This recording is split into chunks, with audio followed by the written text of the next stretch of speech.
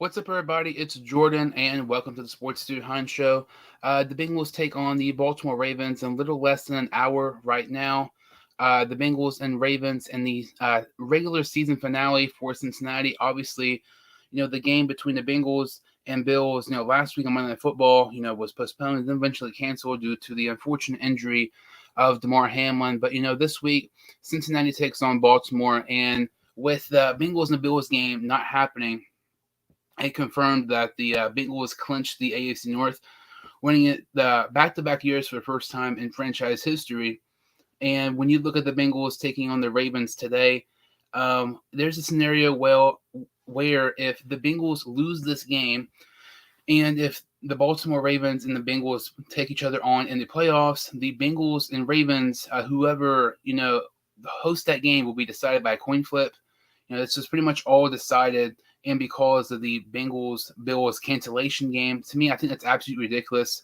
With this Bengals and Ravens game, you have potentially a scenario where this has to happen if the Bengals lose. And let's be honest, there's zero chance the Bengals lose this game. But the fact that we're even having this discussion, to me, is pretty ridiculous. That the Bengals won the AFC North, but they might not even host a home playoff game in the wild card game, which is crazy.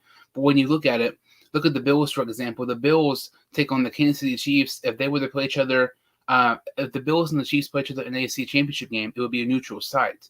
But if the Bengals take on the Kansas City Chiefs for the number one seed in the AFC, it would be in Kansas City. I just don't get the hypocrisy. The logic there makes absolutely no sense, because there was, a possible, situation where the Bengals maybe could have, got the first seed.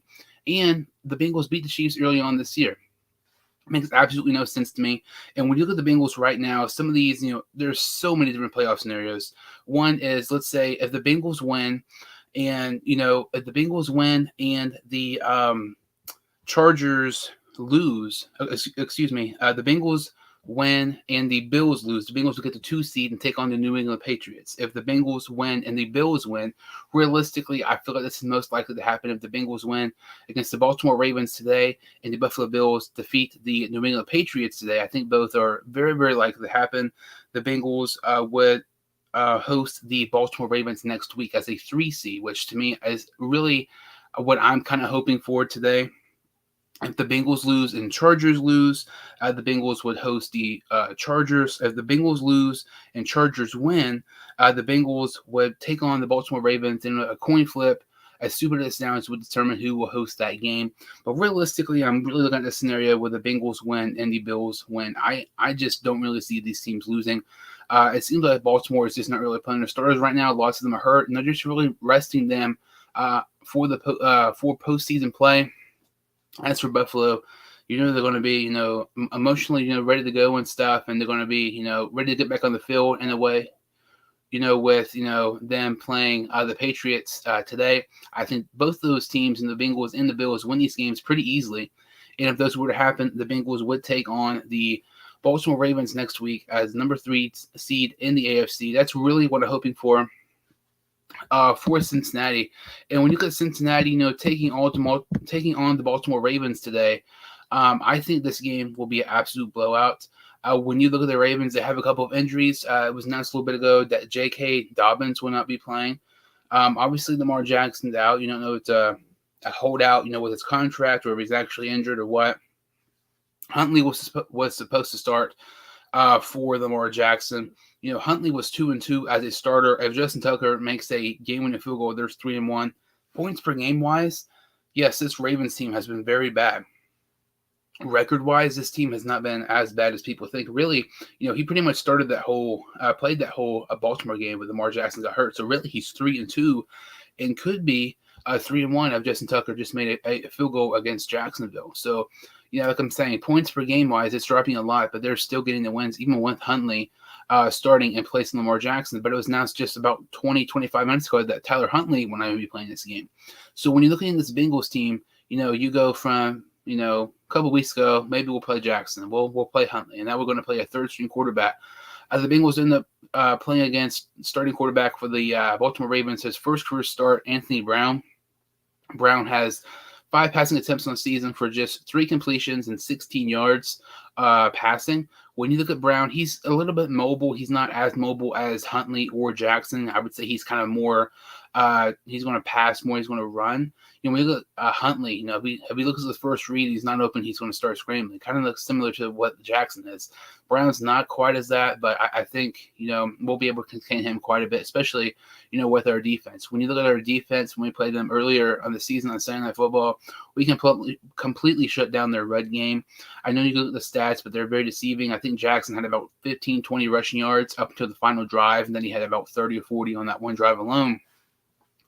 But there is not a single team in the NFL who plays the Baltimore Ravens better than the Cincinnati Bengals. I don't know what it is. I feel like it kind of just goes to show that the greatness of Lou Anarumo. He has helped his resume so many times this year for possibly get a new head coach to be a head coach in 2023 season. But when you look at this Ravens team, obviously they are run first. You take J.K. Dobbins away, you take Jackson away. I mean, Huntley, he's not really a good passer. I mean, Jackson's a better passer than Huntley, and that kind of shows you how bad of a passer Huntley is. But Huntley's a pretty good scrambler, and you take all those guys away. This is going to be hard for the Ravens to put up any points. But when you look at the Ravens this season, the only points they're really putting up is because Justin Tucker. I feel like if the Ravens are able to get some points in this game, it's only going to be Tucker's legs getting a 40, 50-yard field goal, maybe something like that. But I know the Ravens are injured, but I just don't want to hear the excuses on ESPN and the Good Morning Football and NFL Network and all these shows and everything like that the Bengals beat the Ravens while they were injured. It's so annoying. It's frustrating. I think it's so stupid. The hypocrisy of it makes absolutely no sense to me because we got to hear this all year last year how Lamar Jackson wasn't hurt, the Ravens would have won the AFC North. If Jackson wasn't hurt and these guys wasn't hurt, the Bengals would not have been in the playoffs. They would not have beaten Baltimore so badly. But when you go back and look at the 2019 season, I believe, when you look at, one of Lamar Jackson's, biggest highlight reel plays was his spin move, I believe, on Nick Vigil. They won that game like 49-13 or something like that. But who started that game? Ryan Finley. But that's never talked about. We were, had tons of injuries and stuff like that. But when we do it, they were injured. But when Baltimore does it, there's no excuses for us. It's absolutely ridiculous. But when you look at this Bengals, defense, like I'm saying, I think we stopped their run. I feel this will be a very, very, very long day for Anthony Brown, especially when you look at the fact that we are one of the best teams in the NFL right now. You could go past a month or two, you can make a legitimate case to say we're the best team in the NFL. I feel like you make a good argument for that. The return of DJ Reader ever since he came back from injury, you could tell just the major production and major leap of production in our run defense. He's so important to our defense, and we did not have him our first meeting when we played Baltimore back on Sunday Night Football, and our run defense was pretty good that game. But I feel like it would have been better if Reader would have played. Now we have him back. It should be really good. When you look at the Ravens.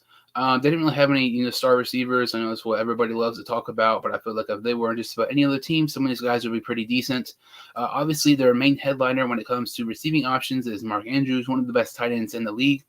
And I would expect Anthony Brown to target Andrews a lot when you're a guy who's never started the game in the NFL. Andrews is by far your best target option to throw to, so expect Andrews to have a ton of targets. But when you look at this Bengals team right now, when you look at Logan Wilson, you look at Jermaine Pratt, last season Jermaine Pratt had a career year last year, and now you can make a case he's even having a better year this year than compared to last year. He's definitely playing for a contract extension in the off season, and he's already kind of made some social media posts about it. Wants to play more and stuff like that. But Logan Wilson's one of the better pass coverage linebackers in the NFL. Davis Gaither is not as good as Wilson or Pratt, but when you get all these linebackers for Cincinnati, all these guys are definitely capable of stepping up, and when they need to, and Marcus Bailey and some of those guys. But when you look at Logan Wilson and Jermaine Pratt, two very good linebackers, one of the more underrated linebacker duos in the NFL, when Mark Andrews is going to be getting a ton of targets, I feel like this will be a long day for Anthony Brown. We're going to stop the run. I feel like we'll be able to stop the pass because who the ball is more likely going to go to. It's going to go to Mark Andrews. My only concern, and this is not really concern, this is my only kind of, I guess, not great thing, is that we're playing quarterback who's never started an NFL game before. And when you look at the past, it is kind of interesting. The Bengals have kind of had some struggles playing against quarterbacks who have had very limited film in the NFL years ago. I cannot remember the year. I'm thinking maybe 2014, maybe 2013 when we took on the Cleveland Browns. They had Keith Hogan, I think was his name, and he was a guy who I think that might have was his first start ever, and we just could not shut him down at all. He was mobile, he was making some good throws, turnover-free football, and he played really good against us. We were still able to get the victory, but we've seen at times some quarterbacks who don't have a lot of film and has not played a lot of times who kind of might not play great against those quarterbacks. But I feel like we should be fine on defense. Offense, we will absolutely be fine. When you look at the Bengals game and the Bills game, with the unfortunate injury to Damar Hamlin, ended the game. But when you look at up until that moment, the Bengals offense was just thriving. I mean, we marched down the field, we scored a touchdown, we got the ball back, we were marching. And when you look at this Bengals offense, I feel like it's going to go off today. Lots of people, you can tell, even Zach Taylor, a guy who's not, really shows frustration a lot in his press conferences, was pretty much, very visibly upset, kind of frustrated with the coin flip thing and all that. Ted Karras is in the locker room, when Jamar Chase is getting interviewed, saying we'll just go out there and win instead of, basically some coin flip. But when you look at the Bengals, I feel like this is a game where I can finally see where Mixon can maybe have a good game, because when you take away that Panthers game, he's done absolutely nothing this year. I believe you take away the Panthers game. You take away the Panthers game. Joe Mixon only has, I think, 30 or 40 more rushing yards than Josh Allen this season. Like, that's absolutely crazy to me. And this Bengals offense, I think this could be a game, like I'm saying, with Mixon could be really good. Maybe we see a Hurst touchdown. I know there's been a couple of times we've seen Hurst kind of have some big games. This is kind of another revenge game for him. I know we saw in the Sunday night game when he played against his former team in Baltimore. He was a first-round pick drafted by Baltimore several years ago. He played pretty good against his former team there. I think he could have a good game. When you look at Jamar Chase, in Sunday Night Football, they really shut him down. It's kind of crazy. Like, we lost that game 19-17, and we held the Ravens to one touchdown, but we're not able to get it on offense. I feel like that Ravens game on Sunday Night Football was by far Zach Taylor's worst game of the season coaching. With the fourth and goal with Stanley Morgan, just some very questionable play calls there. I feel like that's why we lost that game. And I feel like Zach Taylor these past 4 or 5 weeks, and this whole offense and defense and everything in general has really, played at an extreme level as of late. Chase had over 300 receiving yards in 2 games last year against Baltimore. I know they shut him down earlier this year, but I think when you look at this Bengals offense, they should be ready to go. This defense will be ready to go. The Bengals will be fired up because they're going to be ticked off that they were unable to finish a game last week. They're going to be mad that there's even a discussion that there could possibly be a situation where the Bengals might not host a home wildcard playoff game despite winning the AFC North for a second consecutive season.